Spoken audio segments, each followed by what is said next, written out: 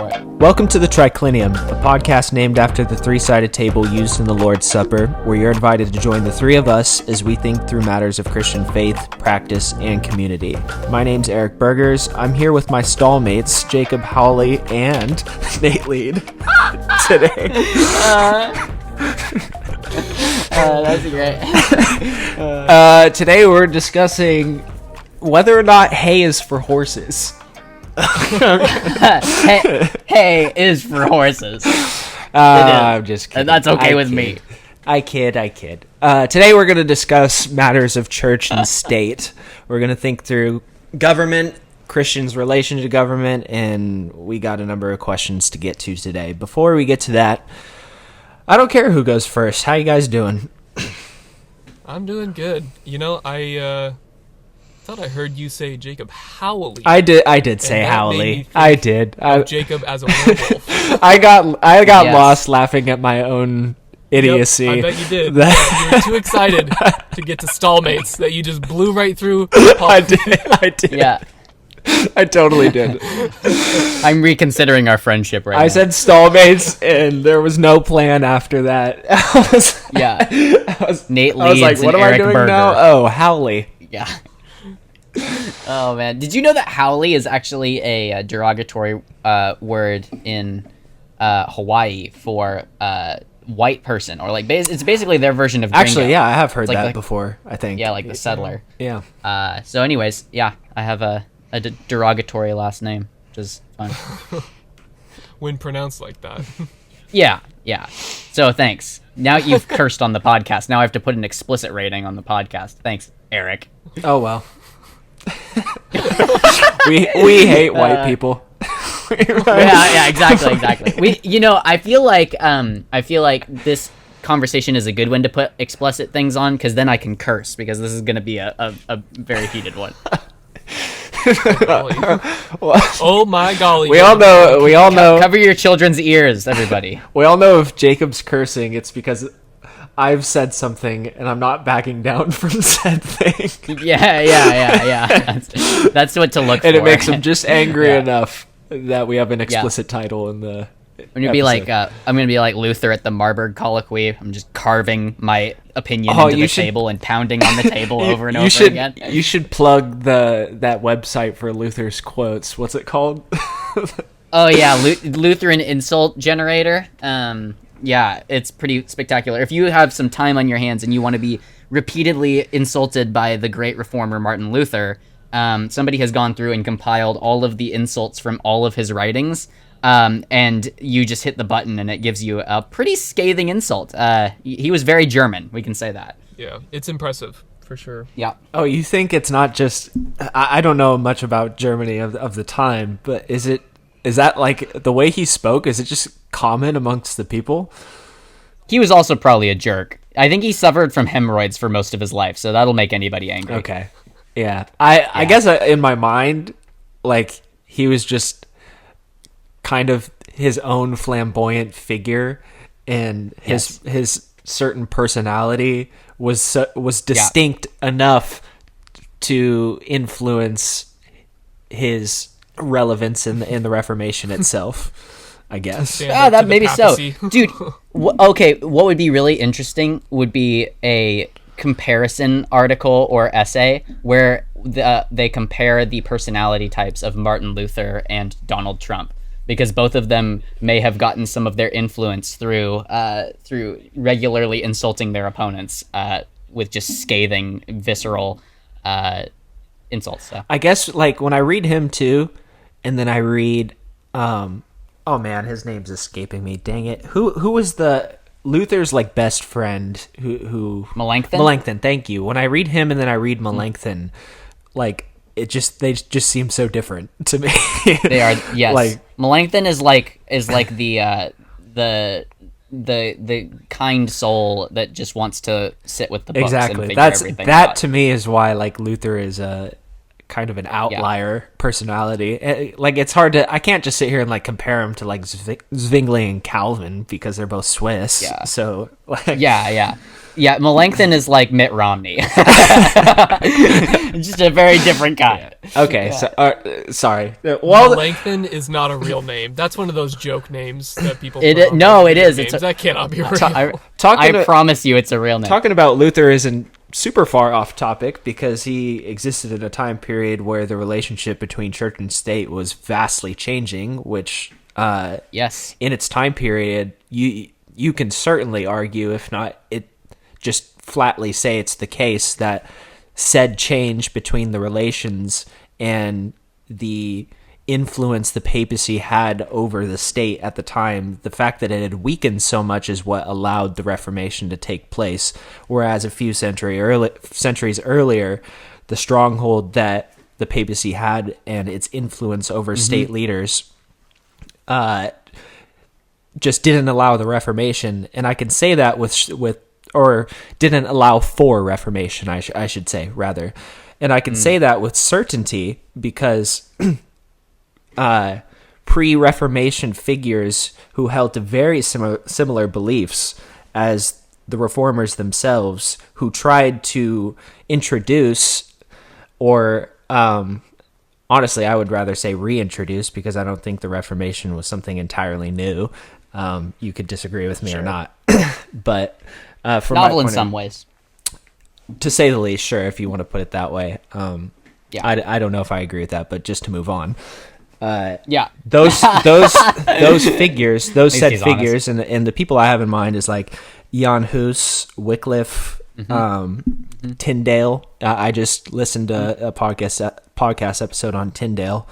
Was it Ortland? It was, yeah. It was very. I listened to that too. It was a good one. I liked listening to that quite a bit. Yeah. Anyways, all of those figures weren't able to spark something bigger than just themselves, and we know them all individually, and don't call them reformers per se because all of them died at the hands of the state because of the influence of the church over the influence of the church to enforce penalties through state forces to be able to have these people ultimately executed, if we're just being honest. Yes. Yeah. So that launches that broader discussion and framework with Luther and the Reformation, and then pre-Reformation figures who tried to spark Reformation, leads us right into, I think, your questions, Jacob, if you want to kick it off with some of them. Yeah. Let's see. Where should we start?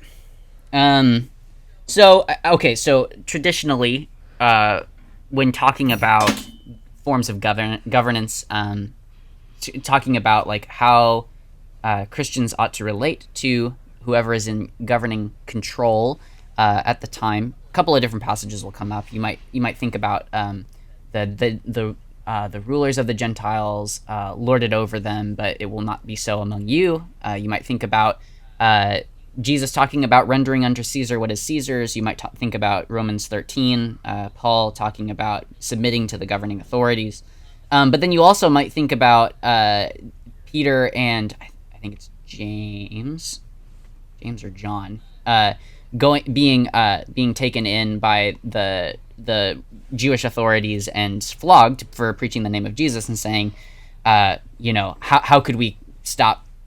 Should we obey a man rather than God? Is the thing that they come to, and so there is kind of this interesting dynamic relationship between Christians and the government. So I guess the first question is, in what circumstances do you guys believe, or what's the undergirding principle that allows us to decide between whether or not we are going to obey the government in a certain instance or disobey the government in a certain instance? Right, because it could be things like I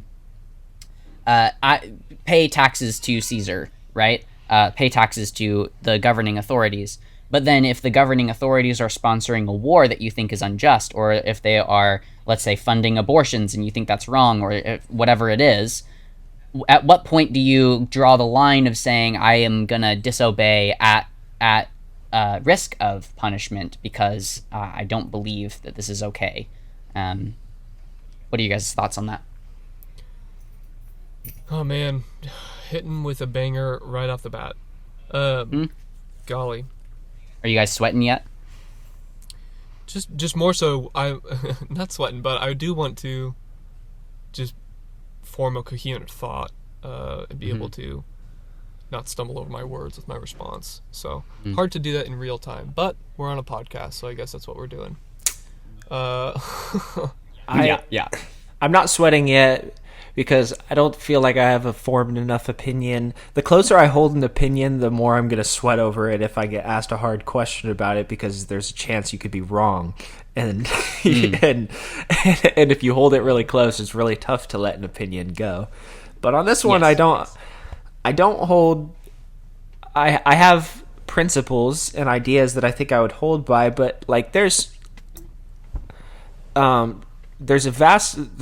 enough information out there that I feel like I haven't at least thought about, that I can imagine I haven't thought about, to where I can conceive a world in which I am wrong in the way that I'm about to describe my personal thoughts. So I think the number one guiding principle to answer Jacob's question that I have with when does it come time to disobey the state, perhaps even at your own penalty, perhaps at your family's penalty, or beyond the language of just Mm-hmm. penalty, like the state will kill you if you disobey them. Let's say that. Right. Yeah. At what point do you disobey? I think the guiding principle that's laid out in Acts. What chapter of Acts is that, by the way, Jake? Is that chapter 2? like 4. It could be 4. Yeah, look that up maybe while I'm speaking. But Yeah, it's Acts 4. thank you. Yeah, I think what's going on there, the authorities at the time. Correct me if I'm wrong. It's the Pharisees speaking to Peter and John, telling them no longer to.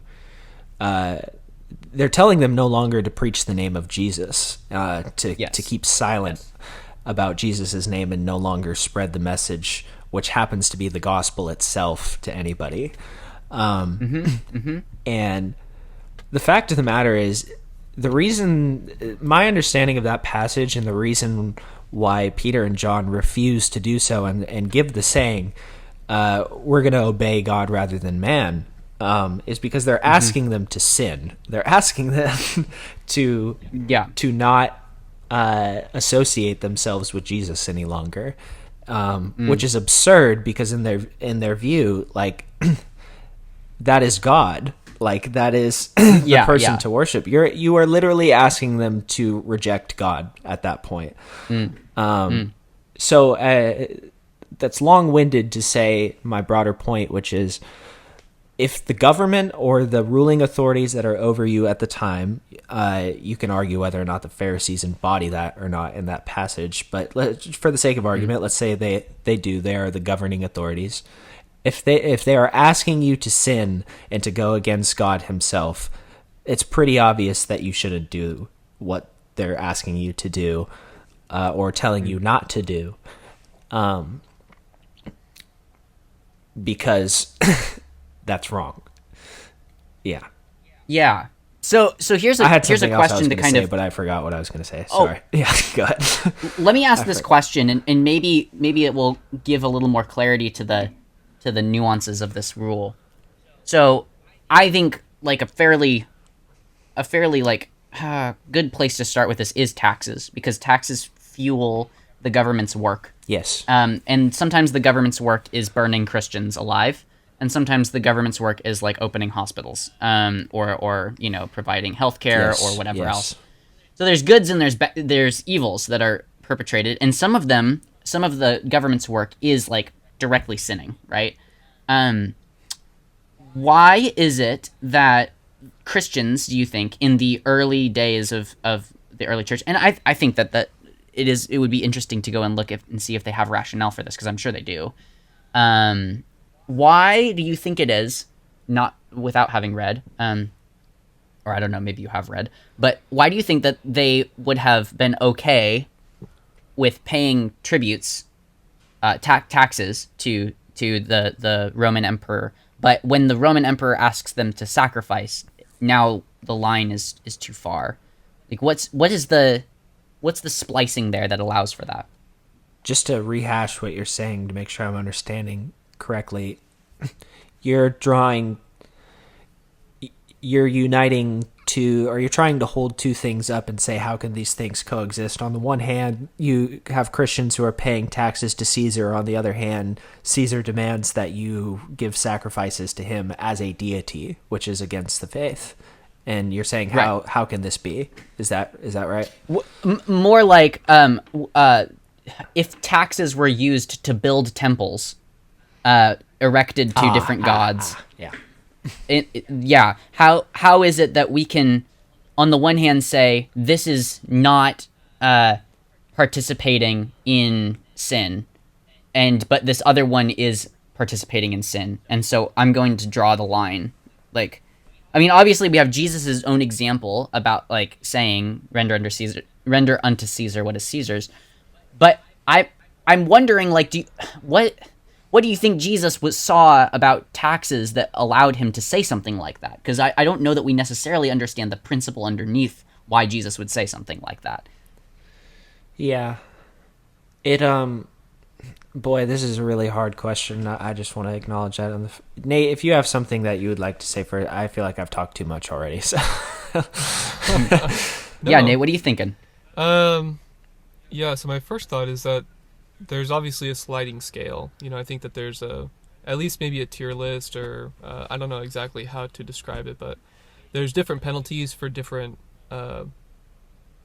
amounts of non-compliance, essentially, with government deals. So, you know, that was going to be the question that I asked you. So, like, if we're talking about,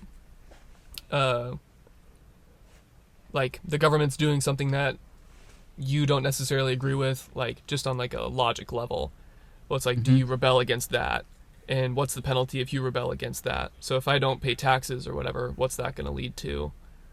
You know, whatever. So there's like, you know, various whatever consequences essentially for your acts of rebellion. But in terms of this question about, well, the question kind of comes down to Jesus knows what's going on. You know, Jesus is well versed in the political climate of the day, especially in Israel, under Roman command. So why is Jesus telling us essentially to continue paying those taxes? What, you know, give to Caesar what is Caesar's, and give to God, give to the Lord what is the Lord's. So dedicate yourselves because you're created in God's image. But to hone in on the tax idea, I think keeping those both of what I just said in mind, that there's a tier list of consequences to rebellions, and Jesus saying give taxes. I think that I think what's underlying that ultimately is well, what I would say is, sorry, I'm trying to organize all my thoughts. Yeah, it's a tricky question. It's kind of, yeah, I'm just trying to navigate this. So sorry for listeners if this doesn't come across as clear as I hope. No, it's good. We're thinking. Yeah. That's what this is all about. I would say ultimately on my personal tier list, the thing that I would die for, ultimately, the thing that I would completely rebel against, and the thing that I would not comply with on a government level, is if the government said you can't be a Christian, and if you proclaim Christ's name, we'll kill you.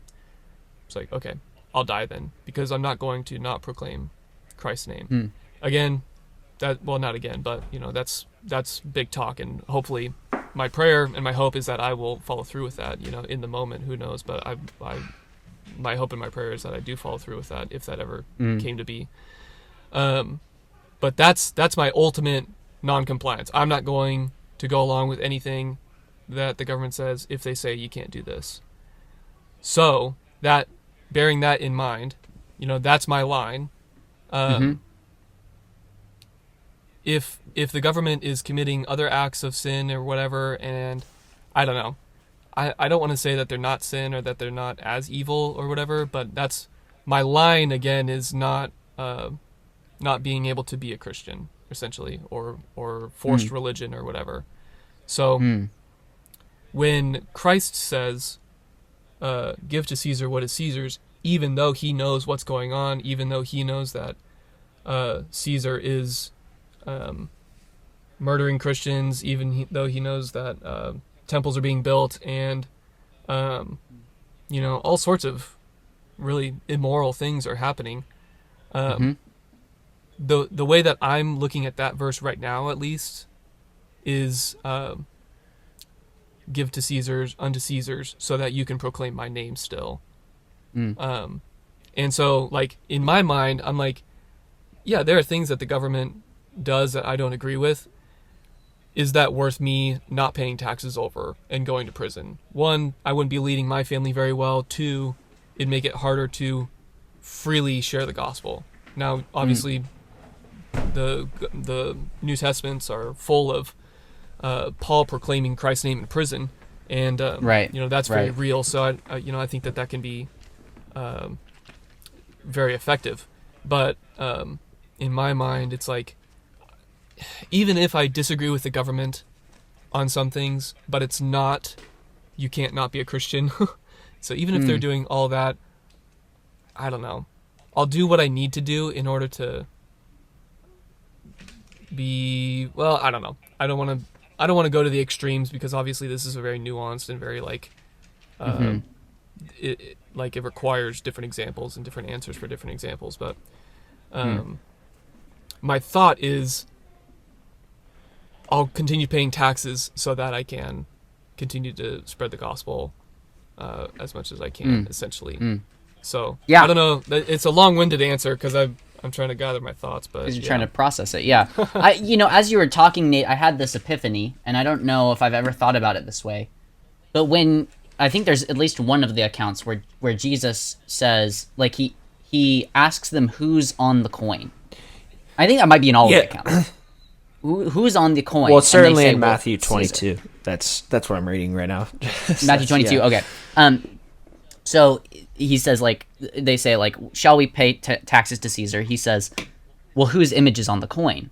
And they say, well, it's Caesar's. And he says, well, render unto Caesar what is Caesar's. And obviously, the image of God is on us, right? So there's that aspect. But I was thinking about, like, currency, to some degree, is a way of participating in a governance.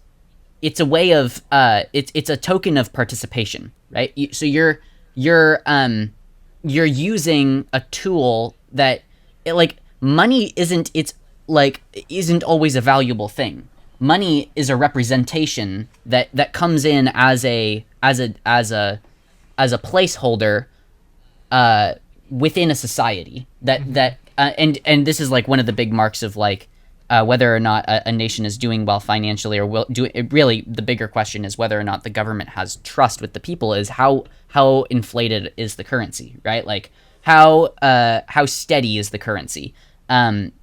Because the currency has a way of acting as a placeholder for the trading of goods and services and all that kind of stuff. Yeah. But specifically within that society, because otherwise it's just bartering. You just do the bartering system, right? And so I was thinking about how, to some degree, is he basically saying that all money belongs to Caesar?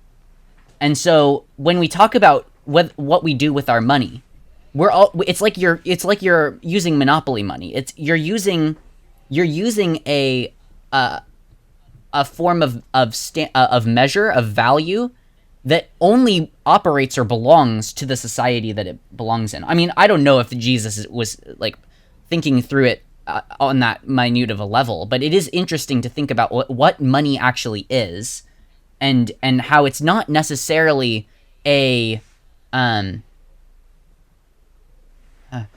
not something that we necessarily own in the same way that we own like a cow or otherwise, right? Because it is dependent, it's contingent on the trustworthiness of the state that's backing it, right? Yeah, I would say the simplest definition of money that I could give is it is a system to assign worth to goods and services.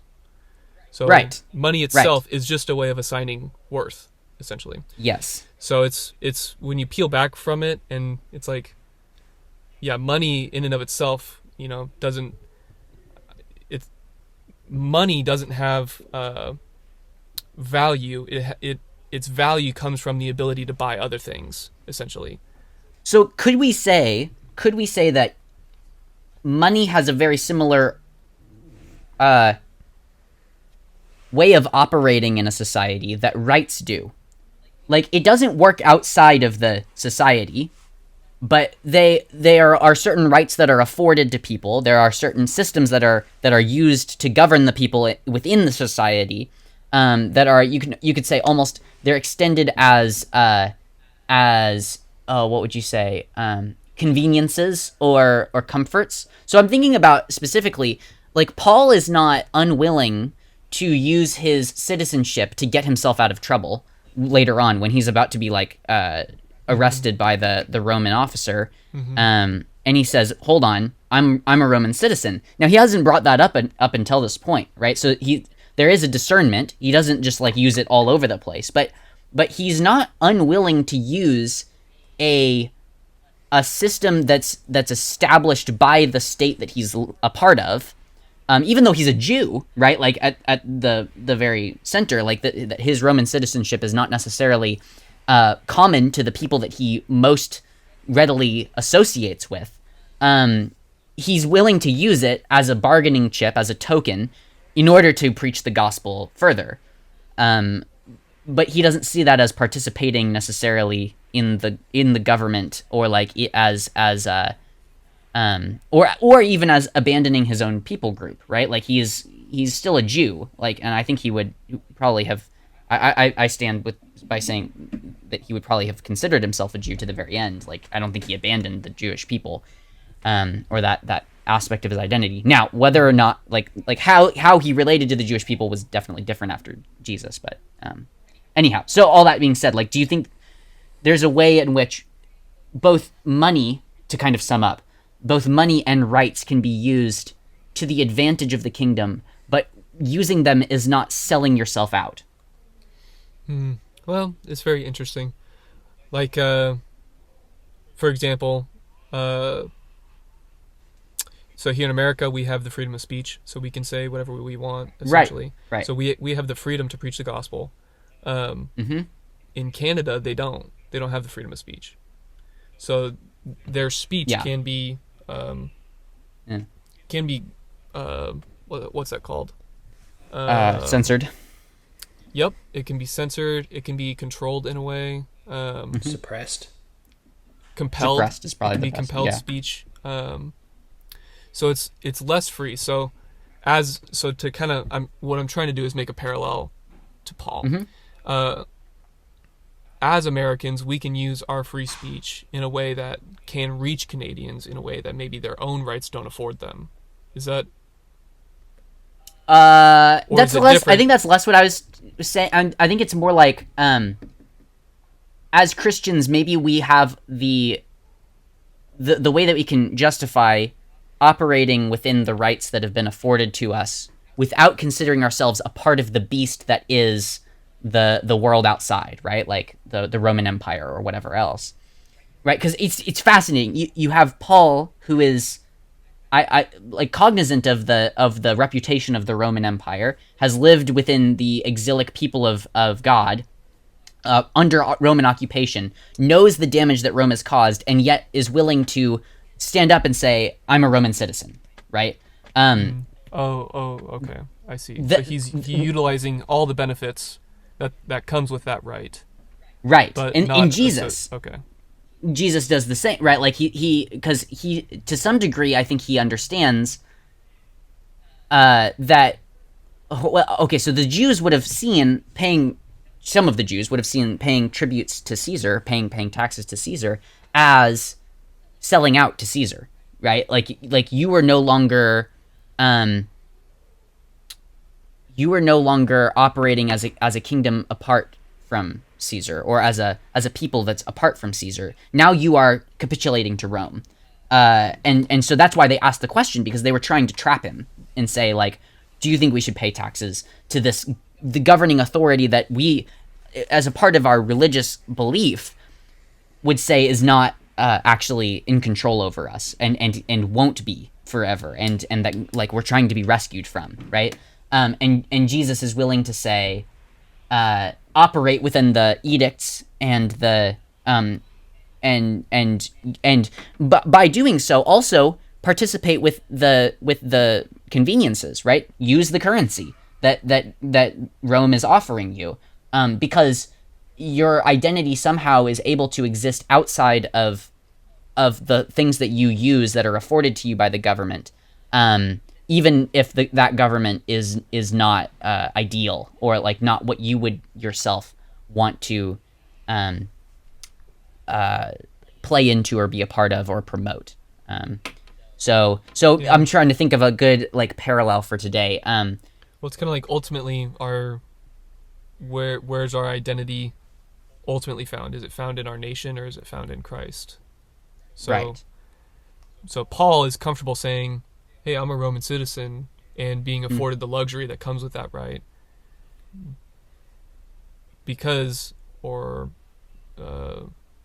he knows that he's ultimately a Christian. Yeah, and his use of it is not just for his own comforts, but it's actually for the cause of Christ, right? Yeah. So there is where the render unto God what is God's comes in, right? Like it's not just render unto Caesar what is Caesar's and continue living under the peace of Rome. It's render unto Caesar what is Caesar's, and in doing so. So here's like a deeper question in what he's saying, I guess, and this is where it's kind of gets hard to understand for me, is Jesus saying, when you're rendering unto Caesar what is Caesar's, you are also rendering unto God's what is God's, or are they two separate camps? Is he saying first give to Caesar what is Caesar's, and then with what is left over give to God? Because whatever the money is that they're giving to Caesar, we have to believe that also belongs to God, right? Yeah, I think Romans 13 clears that right up. All right, explain it. Let every person be subject to the governing authorities, for there is no authority except from God, and those that exist have been instituted by God. Therefore, whoever resists the authorities resists what God has appointed, and those who resist will incur judgment. Right after that, it goes on, and he says, pay taxes to whom taxes is owed. Yes. Yes. And so I just read like verse 1 and 2, and then verse 6 through 7 is, for because of this you also pay taxes, for the authorities are ministers of God attending to this very thing. So this is getting into two. If we're gonna take into account intercanonical, an intercanonical interpretive lens, then I think you are saying by paying taxes to Caesar, you're paying taxes to God. Okay. So that's interesting then. So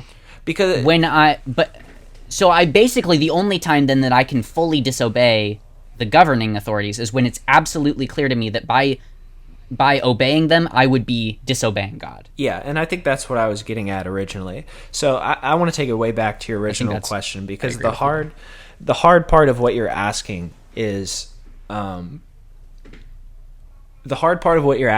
that by paying taxes, because of, I think the Bible kind of assumes the corruption and sinfulness of mankind in governing authorities. So you can assume that my taxes are going to be used 100% in ways that I would not agree with.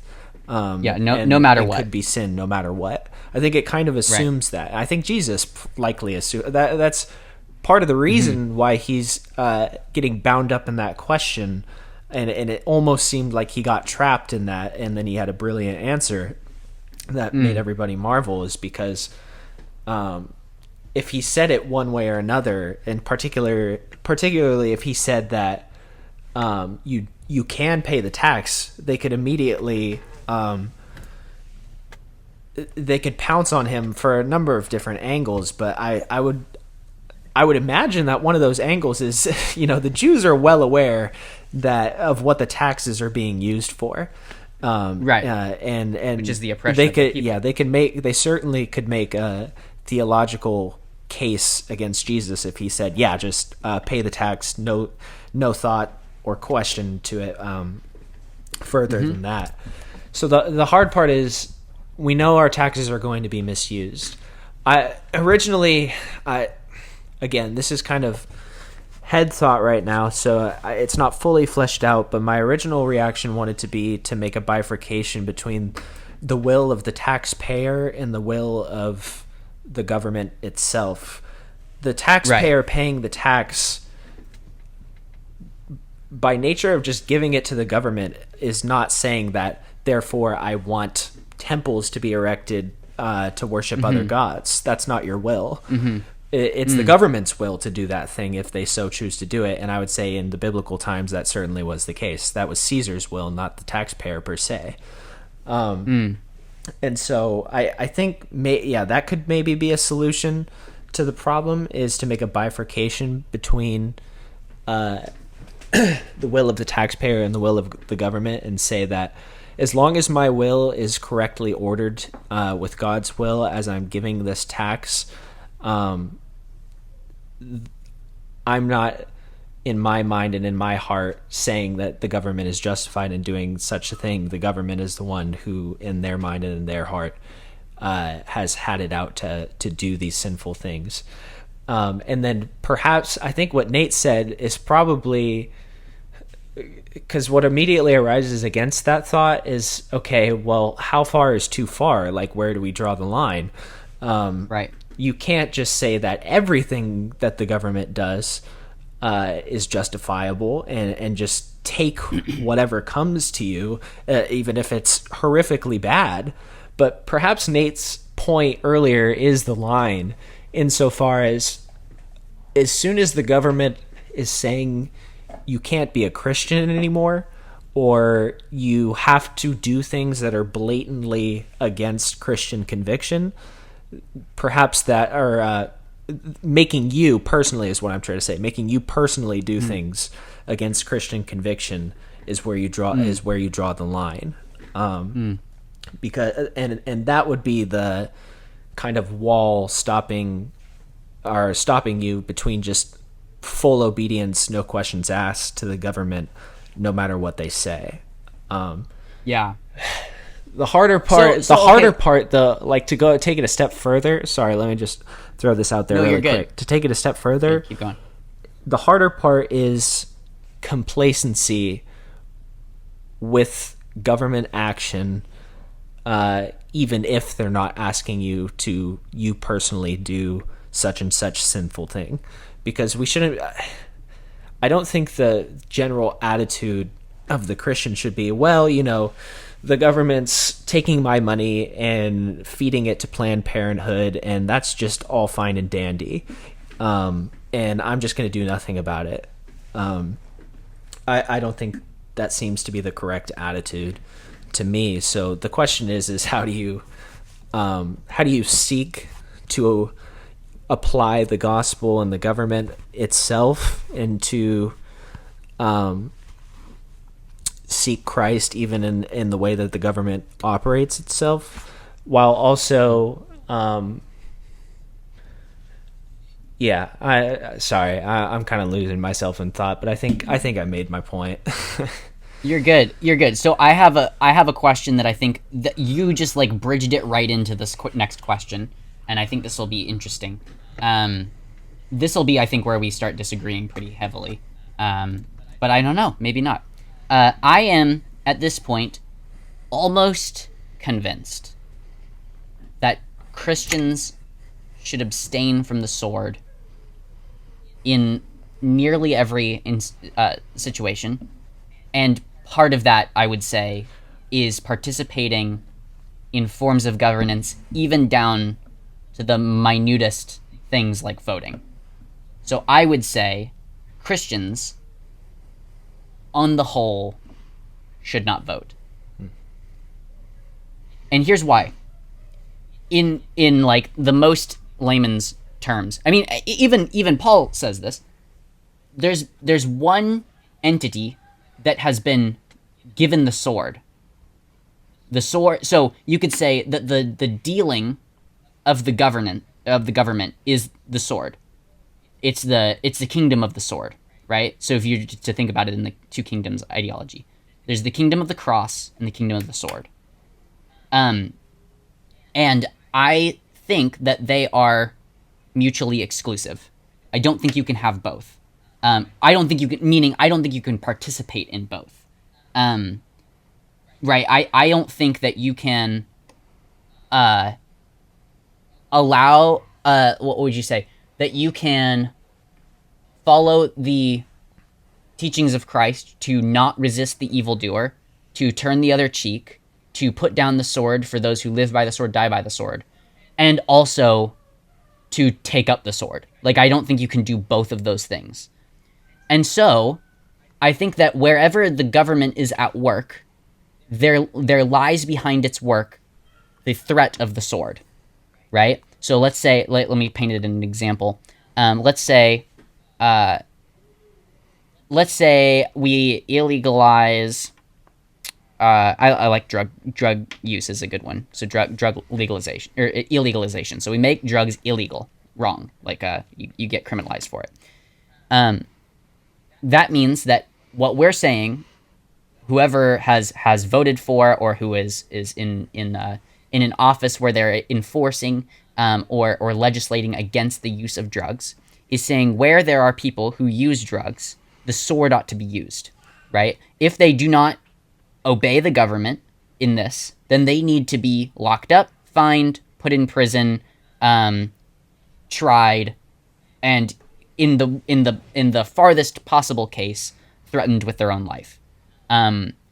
So now I'm happy that in most cases in America, we do not threaten the sword to the very farthest length. But I would say that where Christians seek to take up the sword to enforce things onto other people, they have abdicated the way of the cross, which is to suffer the world and to pray for it and invite it to the cross itself. But I do think it has to be invitation and not by force, because that's the way of Jesus. He did not enforce the cross. He invited people to take up their cross and follow him. So that being said, when we vote, when I vote and say I think that the sword should be applied to this or that situation, I think that the government should apply its sword to these people for doing these things, or these people should go to jail, these people should be fined, these people should be compelled to do this, that, or the other thing, that we have abdicated the way of Jesus in doing so. We've put down the cross and taken up the sword. Now, I'm still thinking this through. I know it's very black and white, and I tend to be a black and white thinker. So here's what I'm willing to say. I do think that there are times where we have to, where you could say things are less clear cut than we'd want them to be. And I think just like what I was saying with gun control, right? Or not gun control, whether or not Christians should use firearms. Like when you have your family in your house, you can do all the ethical math you want, but you have to make a decision. And I understand that it's going to be a messy decision and everybody's going to exit this life with guilt, some level of guilt. But I do think that ideals and principles are important. And I do think that when we are voting, when we are running for offices, when we are participating in those ways, that we are in a small way or in a big way putting down the cross and taking up the sword. And that makes me hesitant, deeply hesitant. So what do you guys think about that spiel? My first question that came to my mind was, is this a salvation level issue for you? No. Like, okay, so you there are very say, few things that are a salvation level issue for me. Okay, gotcha. That was gonna be my question, just because as history has marched on, there are countless examples of Christians and Christian nations, so-called nations led by Christian monarchies, you could say, that have done war or whatever for, in their minds, justifiable reasons. So would they lose their salvation? That was where I was going to ask, but it doesn't sound like you would say. No, certainly not. Thank you for asking that. That I would not want to paint myself that way. Yeah, totally. The grace of Christ is deep and wide, and I mean even Peter takes up the sword and cuts off the dude's ear. Like, it's not like Jesus was like, well, there it goes, you just lost your salvation. Like that would I think No, certainly not. Yeah. And 'Cause I know everybody's, that some but people would everyone is say, answerable to God so for what some they people do. would say that it is a salvation level issue. That if you take up the sword against somebody else, or cause harm to another person, that you'd lose your salvation. So I just wanted to make sure that we painted that, or get Yes, that no. answer. It's just a question of shepherding, counseling, guidance, discipleship.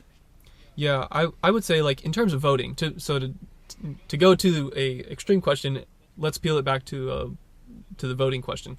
Sure. I think that when you don't vote, you are not missing out, but you are releasing yourself of the guilt of whatever bad comes of the vote. Like, you don't partake in the vote, so you can't be held responsible for. Well, some people would say that you could be held responsible because you didn't vote against whatever you're saying. But Sure. let's just make just to clear the air a little bit. Let's give a super one-sided example. Let's just say that the government has a vote coming up, and the main issue, the only issue in this vote, is should we provide more foreign aid and relief workers for another country that was just devastated by a natural disaster. Mm-hmm. So the vote is, should we give more money and more relief and workers and support to this country affected, or should we not do that?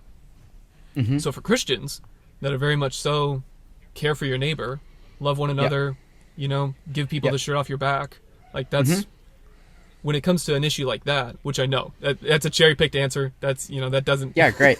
You've given me a very difficult. Yes, you've put me in a difficult position, which is great. This is how arguments work. Great. Right.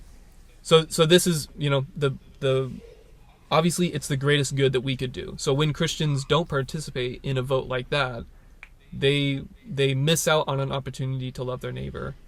They miss out on the opportunity to affect change. And if all Christians didn't vote, then you're looking at the voting class, so to speak. I'll just use that word because it's a particular group of people that control the vote then, because Christians don't vote. If Christians didn't vote, you're looking at a group of people that are atheistic, have a different set of morals. They might not love their neighbor as such, which then you have to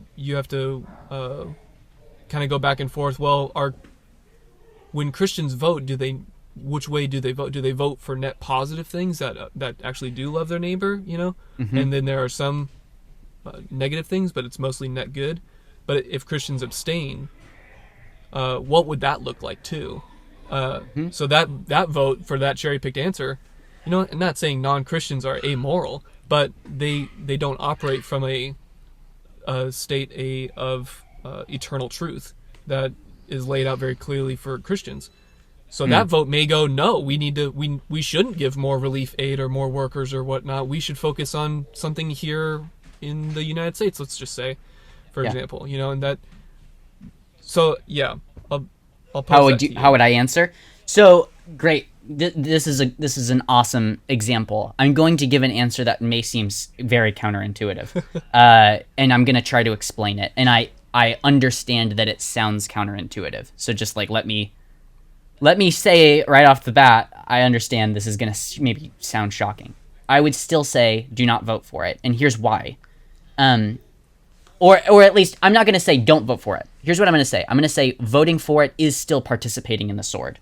And the way that it's participating in the sword is when we say things like, shall we vote to spend money on this aid, this foreign policy, this whatever it is. What we're actually saying, usually we don't use these words, but what we're actually saying is most of us would like this to happen.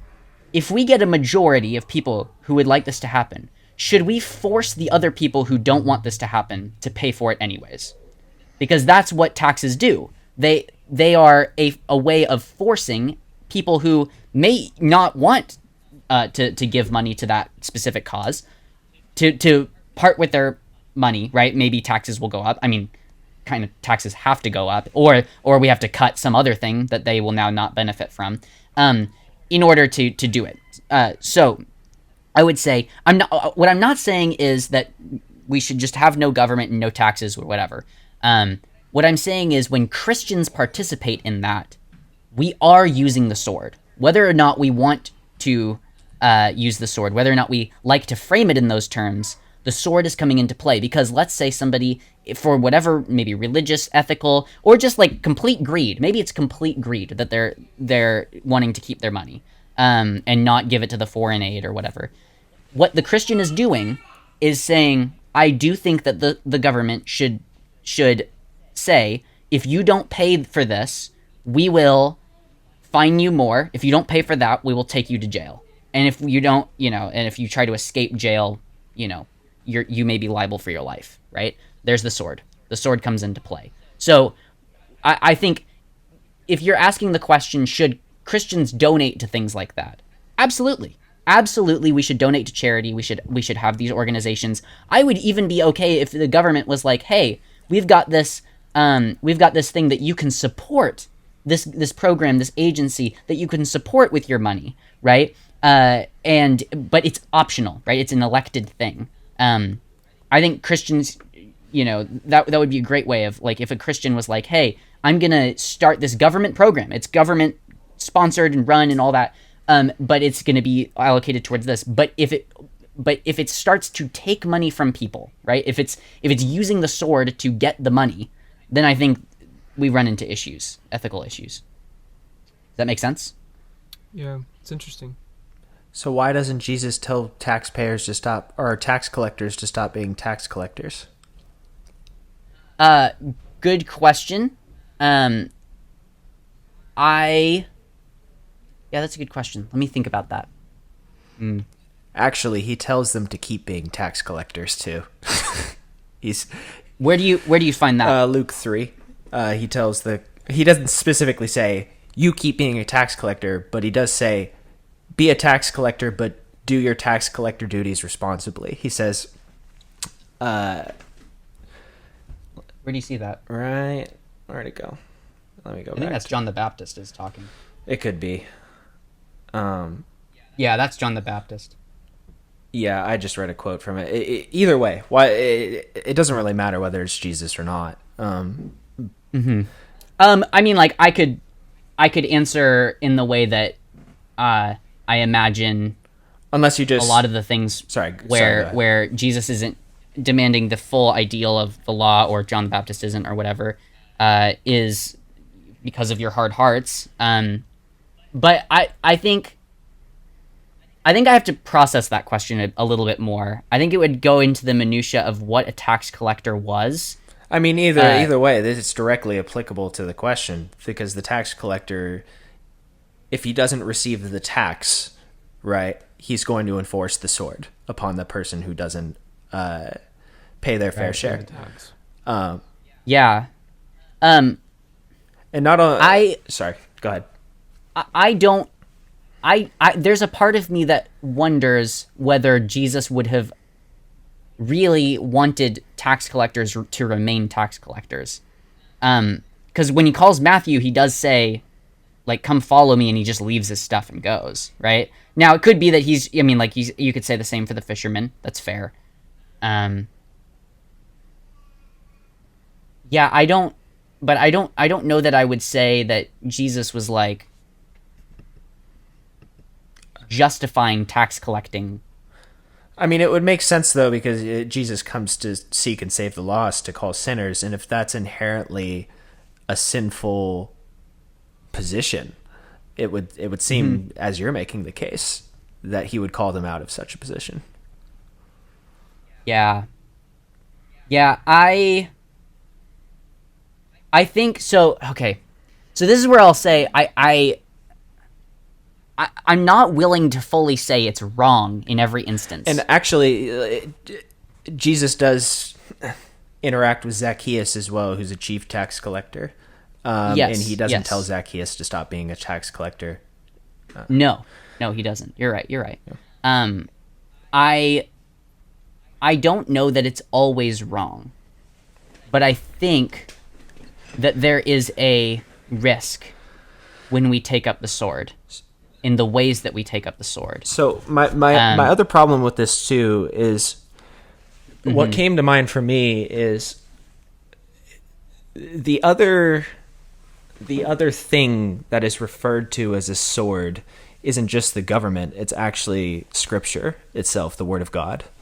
And it would seem your dichotomy is saying that one sword, which is the word of God, shouldn't be involved with the other sword in any shape or form whatsoever.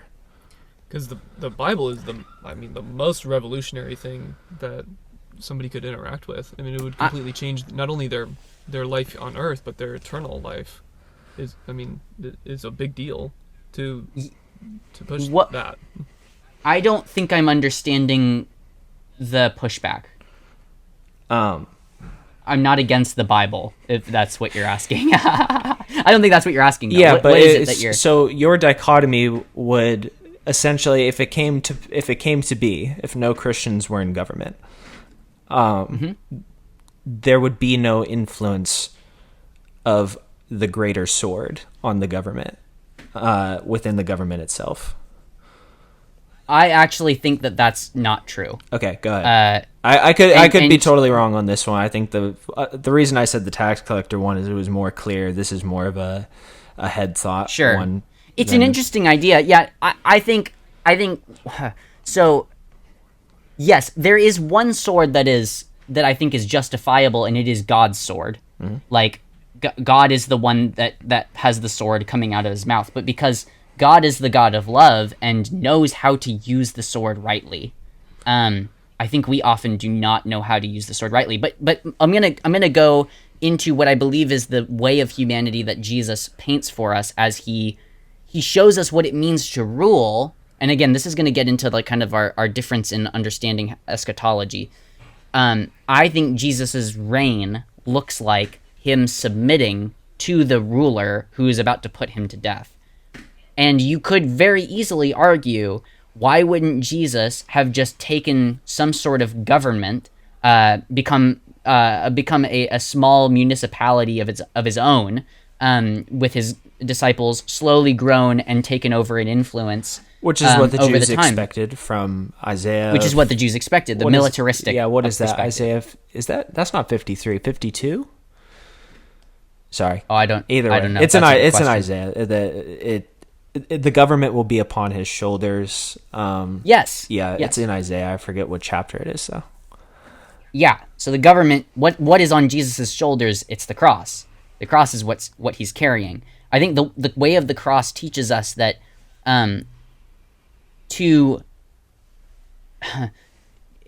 if Jesus had taken up the sword instead, the earthly sword, then maybe that would be a justifiable argument. The example of Jesus himself is that he's unwilling to stop the most heinously unjust, but he will, though, action that's ever happened. What? Oh, sorry. I thought you were going to say he. I jumped the gun on what you were going to say. Go ahead. Oh no, you're good. You're good. So if it is that Jesus himself was unwilling to participate in governance in an earthly sense, and when his disciples like kind of started veering towards those other forms of governance, he would oftentimes bat them away from it. Because he was going to die. He had to set the stage so that the purpose of him dying was going to take place.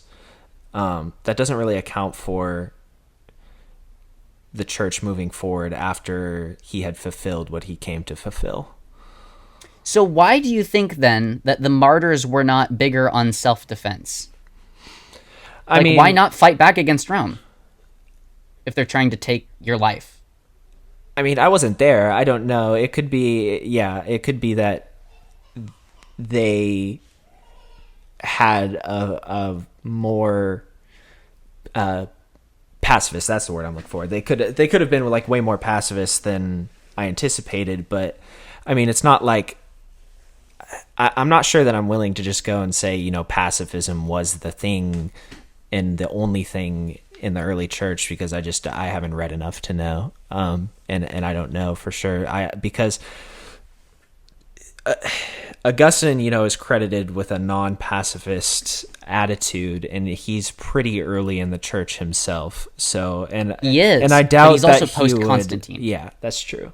So I don't know that, and to be honest, I don't really want to. I think this is getting away from the point. In all honesty, Sure. And it's a good question. The question of tax collecting is a great question, and I'm going to have to go process how I would answer that question.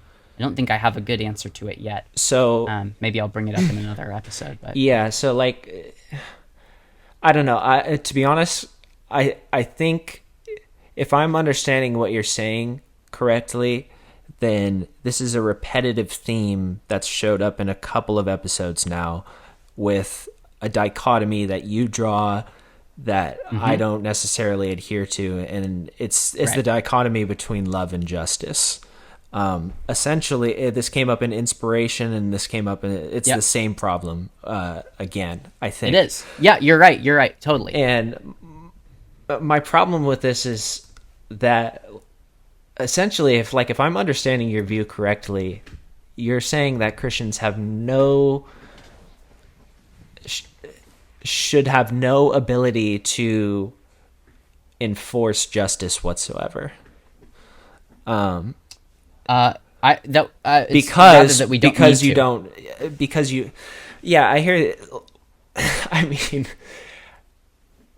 yeah, I think Well, here's another question for you. Like, so in Romans 13, it says that God has established the governing authorities. Why do we need to be a part of that? God is going to establish the person that He wants to be established. Like, why? well, it just assumes what point- that person can't be a Christian though, because it rubs against in my opinion, I'm not saying this like to like slander you or anything like that, but an over-realized view, an overinflated view of God's love that subverts the idea of justice, in my opinion. No, it's not so much that. It's more. Yeah. Okay. I understand how you could perceive that from the dichotomy. It's more that we don't understand. Like, what's a good way? I don't think that God has. I mean, this really it does boil down to this. I think God has not given us the sword.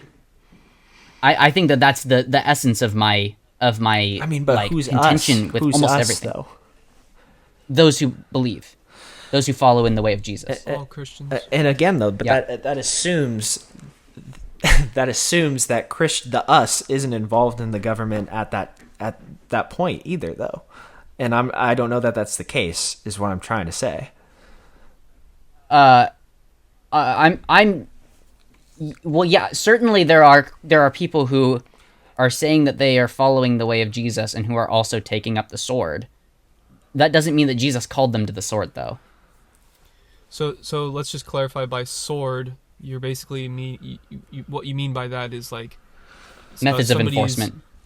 ability to enforce their will on somebody else. Is that Their will, someone else's will. Any In sort our democracy, it would be the will of the majority. okay? So this is even beyond government. This is Christians in general have not been given the sword to enforce their will or anything on other people. So if there was Yeah, if there was a small island where only Christians lived, there should be no government. or no good or no question. enforcement of anything, because you can't enforce Question. anything. Yeah, I think so the enforcement of the enforcement of Christians happens within the church, and it's what we talked about last time. It's excommunication.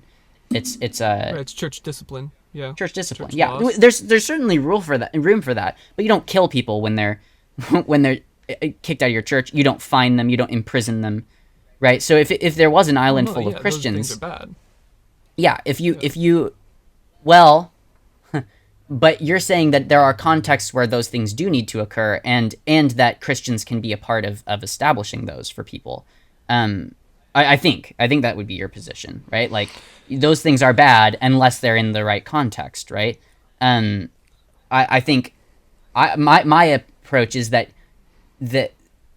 Christians are never called to be a part of forming those, and that we have the right, actually, I would say, to abdicate that responsibility of enforcement. I think we can say something now. Okay, so there are instances like so this is where I want to be careful and not just like paint a complete dichotomy, right? I do think there's room for gray areas, right? Like, so Daniel is forced to become someone that is governing, right? He's within you could almost say like he's enslaved in government, right? Because he's taken during the exile and basically like trained up. Like, I don't get the impression that he was invited to the responsibility. He was the Babylonian Empire like basically grabbed him and used him, but he did rule, and so I do think there's perhaps even broad like places more clearly than that. Like, are you drawing like a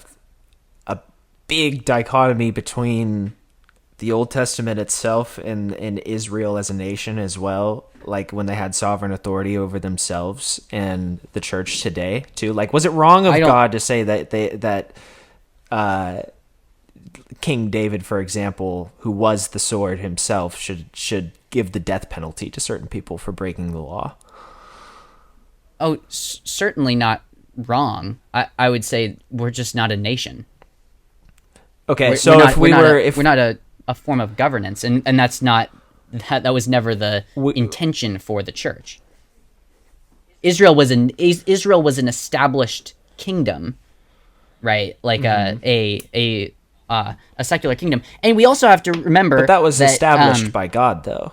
Like, and you're saying that couldn't be a reality for Christians today. Like, we couldn't establish a kingdom for ourselves if we had the opportunity. I don't think that's I don't think that that's what Jesus is calling us to. I suppose he could. Like, I'm not going to bind God. I'm not going to say he's not free to do that. I just don't think that the revelation of God in Jesus Christ is telling us to do that. I mean, like, let's take. I want to be careful here too. Whether or not you agree with the way in which Constantine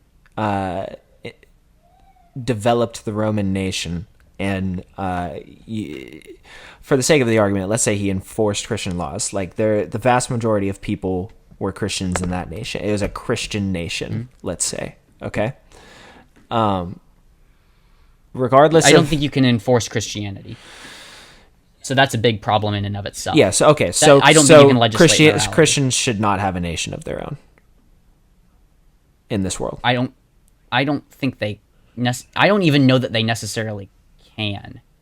Like, I don't think that that's how it works. I think the whole problem with the Israelite kingdom is that you had a group of people that were being externally legislated, but their hearts were far from God. They didn't have softened hearts, and I think that so for example, like, if I let's see, if I was a king of a nation and I made it illegal to not worship God, and 3 times a day everybody had to come into a church, and they had to say a certain prayer, and they had to listen to a certain sermon, and they had to take communion, and like, there's no way that I don't think any of us would be like, yeah, everybody there's Christian because you legislated it, right? Like, there's something about the human autonomy that needs to be respected here. And I think that, and not autonomy in relation to God, but an autonomy in relation to others and their, you could say, religious perspectives. You can't make people Christian. Yeah. Right. I think we're willing to say that there's a limit on what we can enforce, but I am curious to see if you would say that there's a limit to things that you cannot enforce, essentially. Like we're willing to say, yeah, that's crazy. Like, you can't legislate, you can't enforce Christianity, but is there a limit on the opposite side of that? Yeah, I'm not even. I was never saying that you can enforce Christianity. I'm more saying, like, so maybe this goes to the definition of what the sword is. Yeah, go ahead.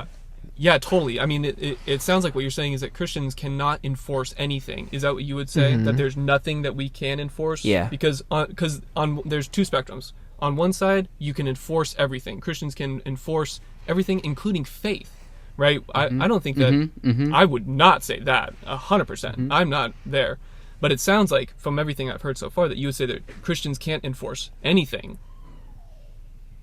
I'm gonna be careful with the word can or can't. I'm gonna say this. Or that we I would should say or it shouldn't? accomplishes nothing for Christians to Okay. enforce things. Okay. This has been on my mind just for a few minutes, and this isn't like, I'm not trying to like trap you or gotcha or whatever, but Yeah, I mean, I'm I'm sorry. making a We're quick not baby. we're not trying to put you on the hot seat, Jacob. no, I'm sorry. no.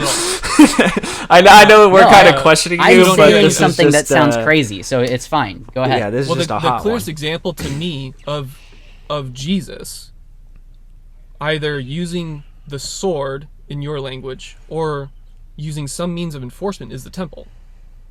Yeah. So what would your response be to somebody saying, well, Jesus uses his authority to enforce the rules of the temple, because the temple is being misused, right? By money changers and by vendors and whatnot. That's not what the temple is used for. And Christ approaches the scene and forms a whip and says, "Get out, you know, you sinners! Like, you are misusing God's temple." And he Yeah. is not shy about enforcing things, you know. Yeah. So what would, I'm just curious. I know that we're butting up on time, but that was something that was on my mind for a little while. I think we just go along with this one. This is a deep conversation. Yeah, I would say you have to recognize to some degree what the temple was. The temple was not the place from which Israel was governed at that point. It was not. Jesus was not taking a position of authority when he cleaned out the temple. What he was doing was, you could say, and I do think I would read it as being symbolic in the sense that I don't think Jesus actually hit anybody with the whip. There's no Well, textual. no, I wouldn't say reference. he whipped people, but he formed a whip. He did, yes. And so you could say there was a scare tactic used. Yeah, I certainly am like uneasy about that piece of scripture. I'm not entirely sure how to talk about it. I don't. Firstly, I don't know that gives us license to say Christians can use force because Jesus cleared the temple. No, and I wouldn't say to use that blanketly, but when we're talking about the limits, like, you know, can Christians Sure. enforce anything, or are we given license to do that? I mean, we have to consider our own Lord and Yeah, Savior, yeah, who yeah, yeah. does. I mean, like, you know? yeah, like Yeah, I hear consider the first people who hopped on the boats to come to America and formed a colony, and they have to govern themselves somehow. Like, somebody has to have the sword, and it was Christians who came over here in the first place. Well, I would say where there's only Christians, there's only the church. You don't need an earthly kingdom outside of that. The church would just decide all the matters. And then when there's somebody that's an unbeliever that comes in, So then could there needs to be some sort of a second kingdom there. Like, this was on my mind. Like, to me, sword implies capital punishment at some level, because the sword is an instrument of death. Sure. I would just say enforcement, because Peter uses it to cut off the ear of the servant. Right. That's kind of how I was using it, just as a means of force or compelling. Like, Yeah. you know, like Christ, again, he didn't whip anybody that we know. You know, the text doesn't say that he was whipping people, but he used it as maybe a scare tactic or as a compelling argument for people to leave the temple. Sure. Yeah. The reason I brought up, like, people coming on the boats and forming the colonies, and you could say that that's okay. Well, the church is just there, so just, you know, operate within the church. Like, eventually it becomes a government, I guess you could say, and the sword has to be enforced somehow, and it's still primarily Christians there. And I don't know, I guess it just feels like you would say, like, there should be, again, no enforcement of the sword, perhaps even for people who deserve the consequence of the sword. How do you use the sword, the enforcement, and also not resist the evildoer? How do you do both of those things? Okay, well, for like again, because we started at government and we started at like voting, but it's gotten into more of a conversation of like, should we participate in Government. Government in well, really just like can Christians compel people to either do things or to participate in certain things or not? And it feels like there's a little disconnect even from last week's episode, where I think we all agreed that at some degree or at some point Christians are well within their rights of governance to remove somebody from the community, somebody who is spreading division. They're Yes. like Christians To and not elders. associate, I would say. Right. That's a method of the sword and of compelling, of you're being removed from the group. I would say that. Okay. Yeah. I would say it is forced. It's like Yeah. the. It's forced removal from the community. I would hesitate to call that force, because it's just non-association. You don't. It's Paul isn't telling them to like lift the man up and throw him out of the, like, he's basically saying don't associate with him anymore. Like, don't consider him a believer. Treat him as a tax collector and a pagan, which is what Right, we're going to treat you as an outsider. as an outsider. Yeah, absolutely. So you're not Absolutely. allowed That in is this. totally You're an allowed. outsider. Yeah. So you But would say that's- that's not the sword. That's not I don't compelling. know how that would be the sword. To just non-associate with somebody? Actually, man, maybe you could say it's the sword, because the mechanism by which That's the mechanism by which you're changing somebody's behavior. the unfortunately. Go ahead, Jay. yeah, and the mechanism that you use to get there is the sword. It's the word of God, which is referred to as the sword. I don't necessarily think we should be using that. I think there's a conflation there that's not Could be. not native to the text. But I will say it doesn't. Yeah. I'm not like totally sold on where we're going right now, but nevertheless, the broader point, whether you use the language of sword or not, is still relevant with what Nate is saying. okay, yeah. So I would say what you're doing there, what you're doing with somebody who's no longer considered a believer, is you're allowing them the freedom to be who they want to be, and not considering them somebody that you enforce a code of behavior on. This is like what Paul says, like, who am I to judge outside of the church? I judge inside the church. So we are given a you could say an area of governance, but the way that you could say the only form of judgment that we are allowed to do is to say either you're a Christian or you're not, and then either gather with that person or don't gather with them, right? Like, I think that's the it's just an outflowing of the recognition that they're not a believer. So should Christians vote in their churches?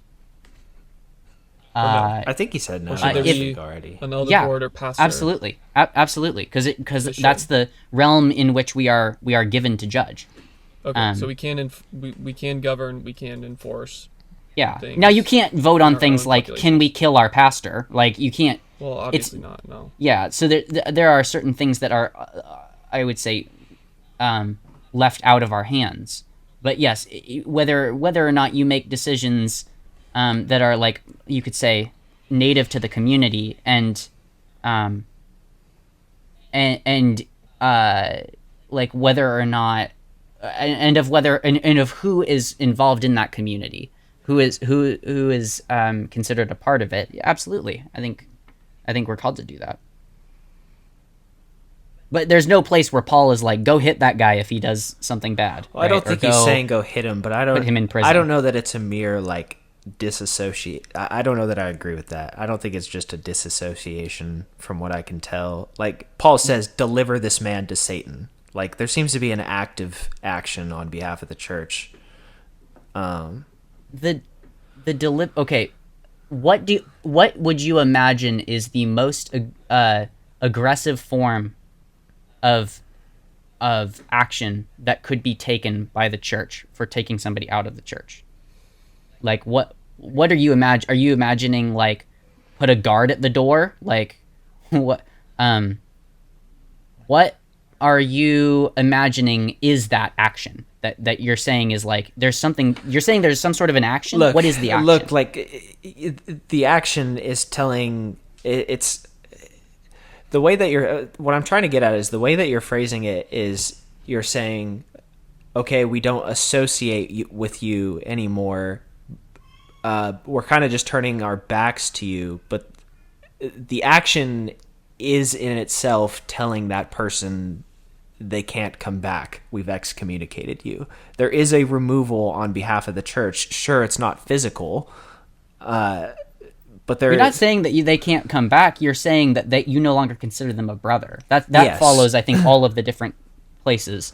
Delivering them to Satan isn't something like, it's not like Satan is outside the door and you just need to get him outside the door. Right. Delivering him to Satan is you're no longer a brother. Right. You are not, because remember, and Jesus we're says removing you from there this church body, right? Yes, but that's spiritual. It's not a locational thing. Yeah, Like, sorry, go ahead. when Jesus says that either you are a son of God or you're a son of Satan, right? Like he's talking to the Pharisees and says that you guys are sons of or your father the devil, right? He opens up this category for like two different forms of offspring, you could say. If somebody's being delivered over to Satan, I read that as them being marked with the brotherhood that comes from Satan, not the brotherhood that comes from God. I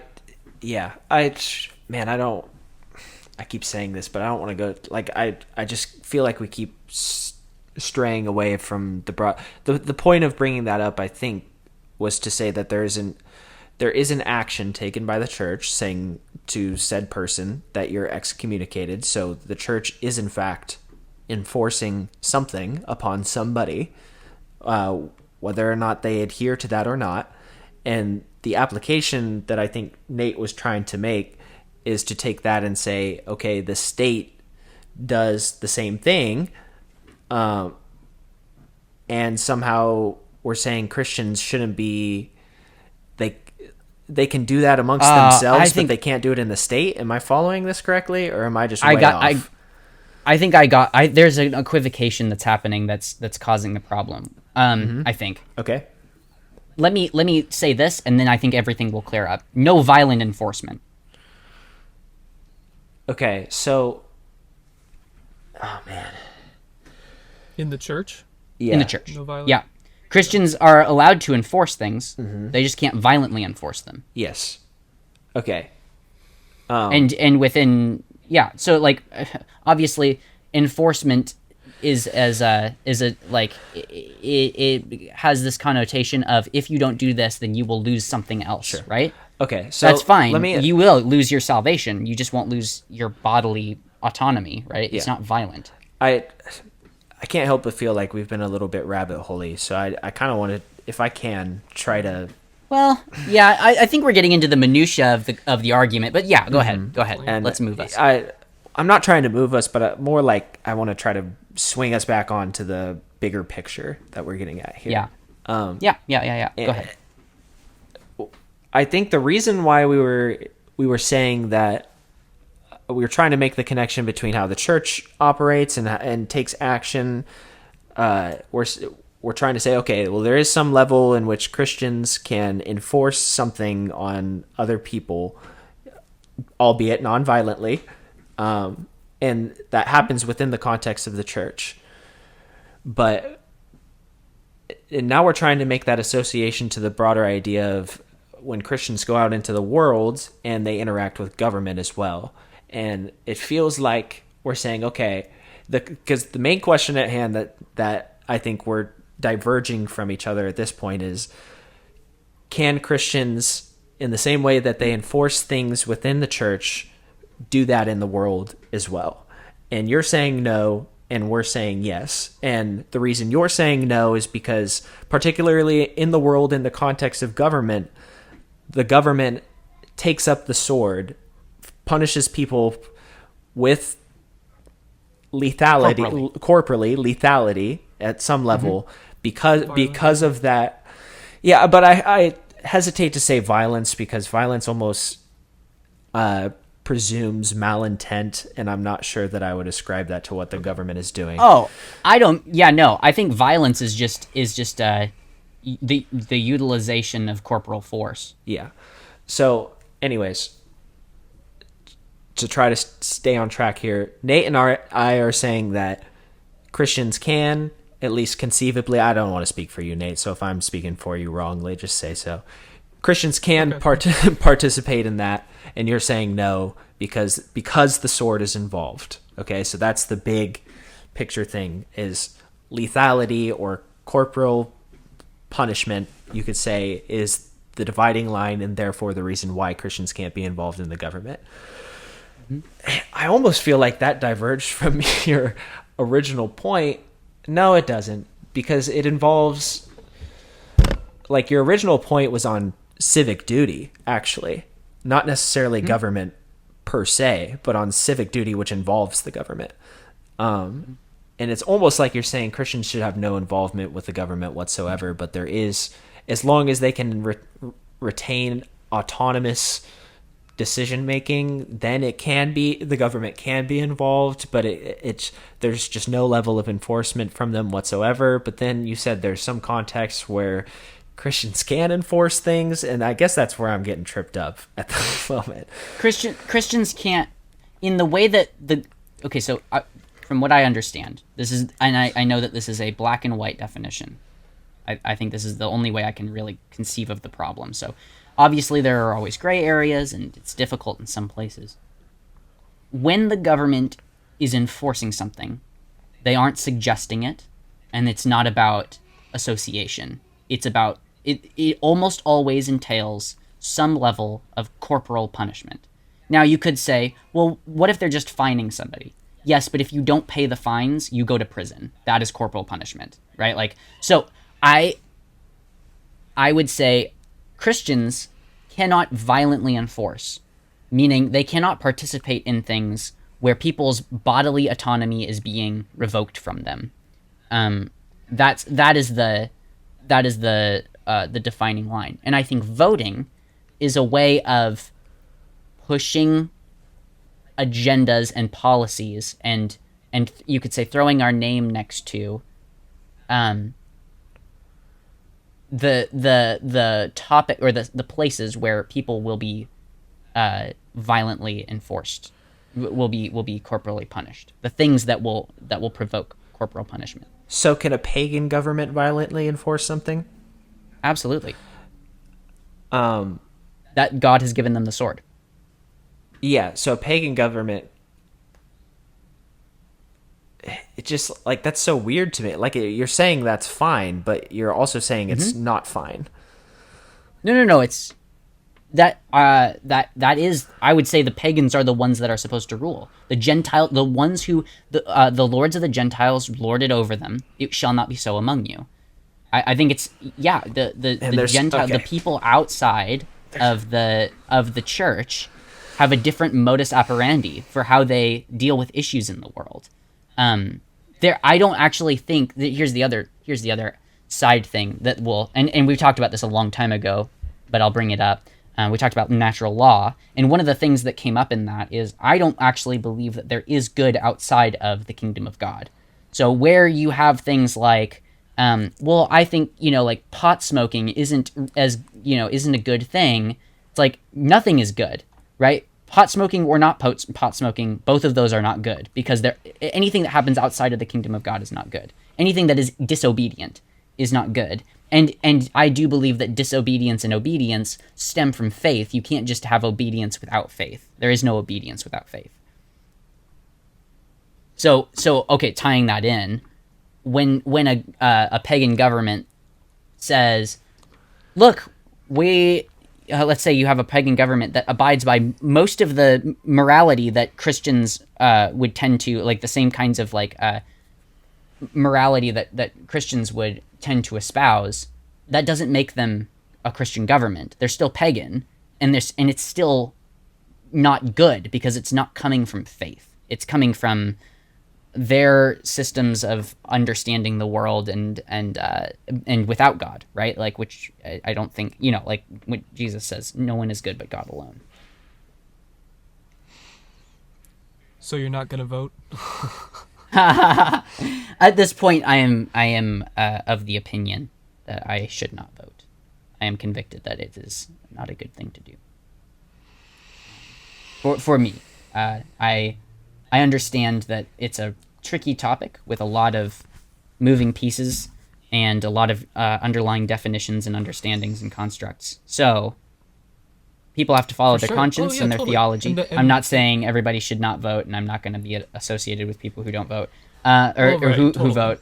I'm just saying, from my reasoning, this is like a tertiary issue for me, right? Like, this is not. Yeah, totally. Well, that's one of the reasons why I wanted to clarify that this isn't a salvation level. No, not even a issue. Little So I don't think any of us would say that it's a salvation level issue, which is good, because that would be a silly thing to argue for. Mm-hmm. But it's like, this is an area where it's okay to disagree. I'm coming from the opinion that one of the responsibilities of a Christian is to love your neighbor and love God. And I think one of the ways that we do that is by participating just in society and culture, so that we can affect good in our world. So for example, one of the big movements right now is natural food, moving away from processed foods. So like RFK Jr. Is a huge health guy, ran as an independent candidate, recently backed out of the presidential race, endorsed Trump and his. You should be careful. You're going to get this episode struck down just by mentioning him. Maybe. What his messaging is to make America healthy again. And there was this video that he put out, and he was just talking about the amount of processed foods happening right now. Almost, well, for one, just a huge portion of the food on shelves at grocery stores are very processed with, very dangerous chemicals. And we've seen chronic illness rates skyrocket since the introduction of these foods. So we know that they aren't good for us. We know that they cause various illnesses as well as cancer. It's a big deal. And so when it comes time to affect that change, if we were to take a vote and the vote is, should the government outlaw these really harmful chemicals that are used in these processed foods, I would say totally, because there's a corporation out there who's using these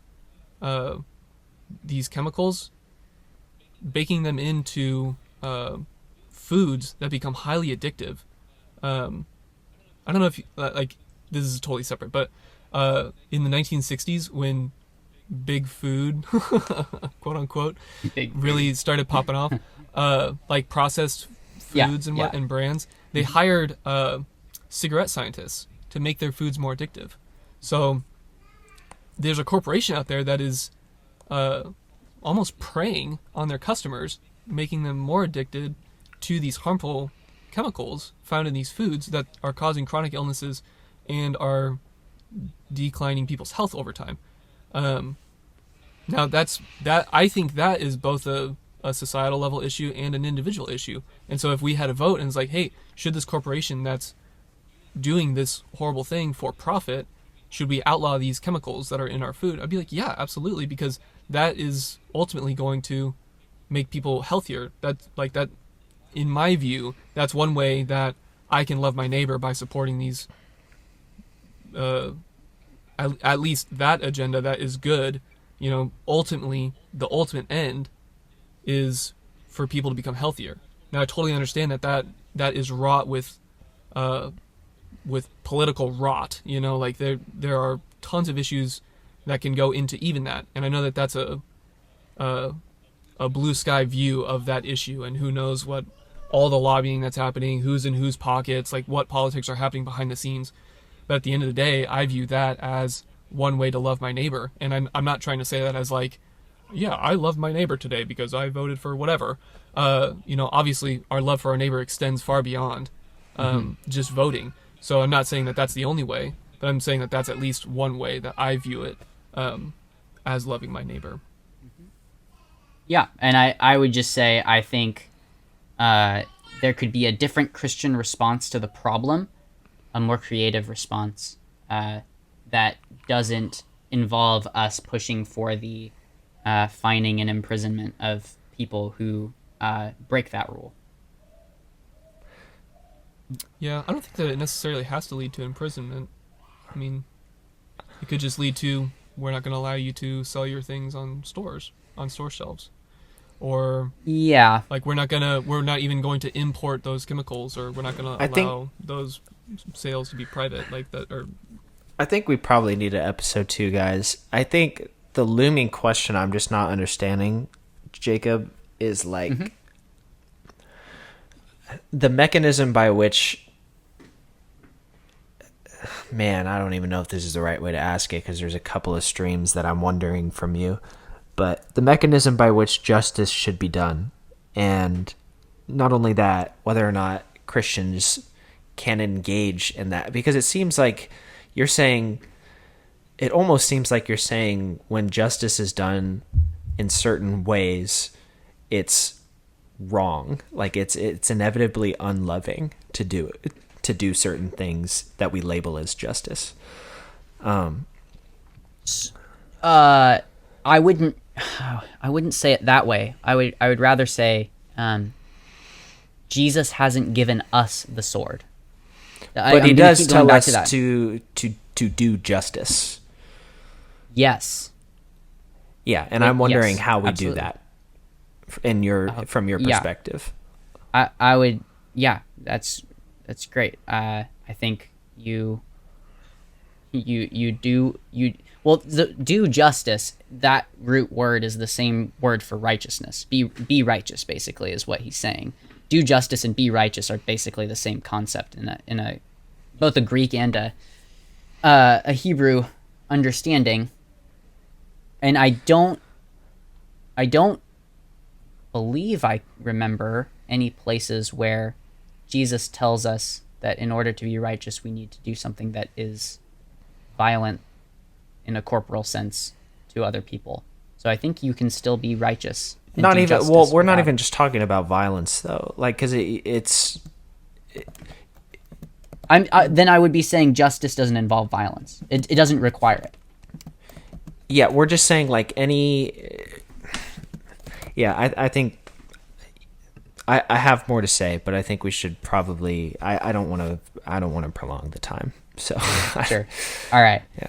It's so funny because every time we talk, because of the timing that we talk, Eric is sitting in a very lit room in the beginning, and by the end, he's just in this shroud of darkness because the light has come down, and it's representative of my brain cells as the time goes on in the That's podcast. That's right. Yeah, we've talked for like almost 2 hours now, so let's probably call it. Nate, anything left for you to say? No, I mean we could probably come back and do a part 2. I'm realizing I'm trying to say a compliment to you, Jacob, because I didn't realize how I'm trying to think of the right word. Golly, not convicted, but like how passionate you are about pacifism and how far that extends. You know? So I try and say that as a compliment, not as like I didn't realize how pacifist you are. You know? Yeah, right. But, no, it can be an insult too. That's fine. I don't. I'm not trying to insult. Let it be known that on hour 1 minute 39, Nate is not insulting Jacob. yeah. That's funny. Yeah. Well, thank you. But I guess I didn't realize that. So it's interesting because I am both impressed with how far you're willing to go with your pacifism conviction. So that I commend you for that, and staying I think as consistent as you have been has been interesting and at least interesting to think about and talk through. Well, thanks for saying so. Thanks for letting me air this out. This may be like the most public place where I'll be bringing this like up my my full thoughts on this. So I appreciate you guys being willing to let me kind of air it. No, it's I think typically it's not something that I'm super exposed to. So This is interesting. It's given me a lot to think about. I didn't speak as much this episode just because I was really trying to take it all in and be like, well, I don't think I agree with that, but why don't I agree with that? Yeah, it's hard. I was like, how do I? And I will say you guys both brought up some good points that I need to be considering. I think the tax collector thing is a really big one, and of course the whip in the temple is. It's one that I've already thought of, but it's still one that I don't necessarily have the greatest answer for. So I will say there's room for. There's room for me to be wrong, and there's still room for me to nuance a lot of this. And also, I'm fairly committed to Bonhoeffer's ethics, where he basically says there are times where ethical principles need to be violated out of love and concern for neighbor, and we just have to be willing to take the guilt of that, of violating our ethics for it, or the law, or however you frame it. And so I am willing to say again, just because I think that Christ has not given us the sword, and that the Christian way is not through enforcement, does not mean that there aren't times where the waters get muddy and the priorities have to be resorted out and kind of weighed against each other. And I think that that's not always clear. So I think that's where we have to rely very heavily on the mercies of Christ. And you could say, just like, I don't think it actually was Luther, but somebody that then was attributed to Luther said, go and sin boldly, and all the more boldly trust in Christ's mercies. All right. Sir. Eric, any last thoughts from you? Nope. Not for this podcast.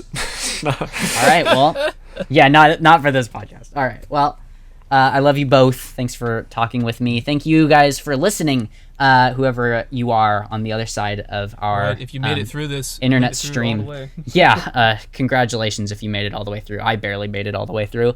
If you'd like to reach out to us, you can do so at sophomorosofficial@gmail.com. This would be an interesting one to have our first bit of feedback on. And yeah, so reach out to us at sophomorosofficial@gmail.com. That's SOPHOMOROS official@gmail.com. And as always, may Christ be exalted. Somebody just emails in, burn the heretics.